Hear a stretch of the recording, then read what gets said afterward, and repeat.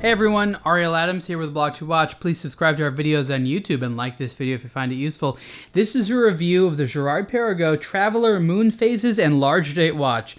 Yes, the most creative name for a watch ever. Now this is quite a nice watch, and this is part of the newer Traveler collection, which includes the Moon Phases and Large Date Watch, as well as the WWTC. And the WWTC is probably the more famous Girard-Perregaux watch that you know, because it combines that world time disc as well as often a chronograph, although they haven't all had a chronograph.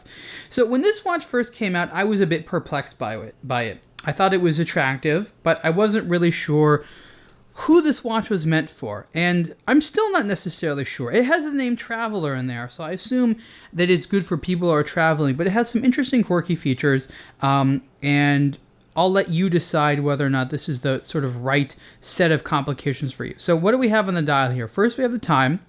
Then we have a big date indicator. And it's a nice, easy to see big date indicator. I think everyone can get behind big date indicators. You have a subsidiary seconds out here, and there's a moon phase indicator. And what I happen to like about the moon phase indicator is that in addition to this sort of starry kind of motif, the moon phase itself has a very nice sort of photorealistic appearance to it. Here you have a GMT hand, a subsidiary GMT hand, and what's unique about this subsidiary GMT hand is that it's when you adjust the GMT time, it doesn't adjust the main time, it adjusts this time. So oftentimes in the GMT watch, when you are setting the watch like 1 hour ahead or one hour behind, it's changing the main time. This one changes the subsidiary time. You can see here, I'll go ahead and push that, and it'll set it in 1 hour increments ahead, and that allows you to have a second time zone. So what that essentially means is that when you are traveling, often what you are changing is your what they call the local time. In this instance, you would be changing the home time, which is a little bit different than it's done.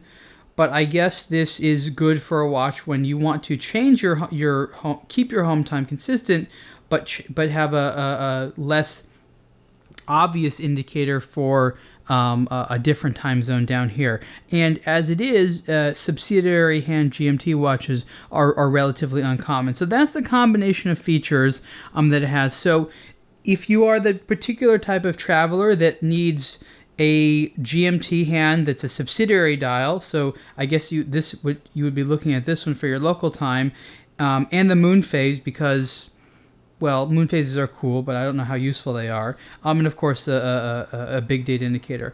If you're not traveling that much and you just like to have different other time zones that you're looking at and monitoring, then that's pretty good. I mean, a lot of the watches that have moon phase indicators, it's a very emotionally interesting complication, but it's not the type of thing which is entirely useful, so it's kind of just thrown in. So it's not like the moon phases get in the way here, and as far as moon phases go, I do like that photorealistic element, which is neat.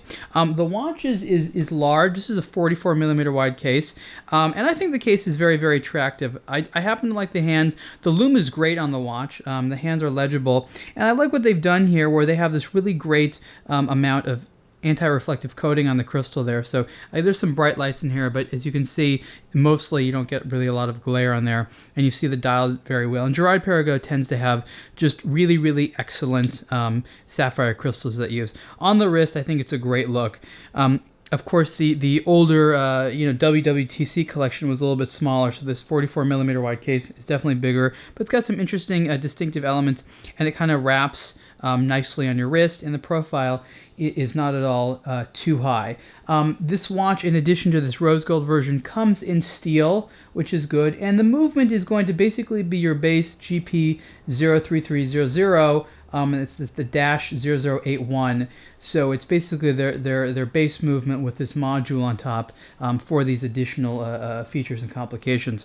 There is also a version of this watch, I believe, which instead of having the GMT has a power reserve indicator, and that kind of changes the nature of the watch a lot. I think that having a power reserve indicator definitely sort of changes the game of the watch, makes it a little bit more sort of useful. I happen to love power reserve indicators, and so if you have the power reserve indicator here where the GMT is, as well as the moon phase, you have this nice combination of like a very useful complication, a sort of cool emotional one. It's interesting to see the moon moving. So I think it's cool, just sort of to show you that the Traveler does have a degree of variety in it. It's overall an interesting watch, definitely a niche watch. I think that Girard-Perregaux has some watches that are just sort of like a no-brainer, like that's a cool watch, you know, like the Chrono Hawk, just a sporty chronograph.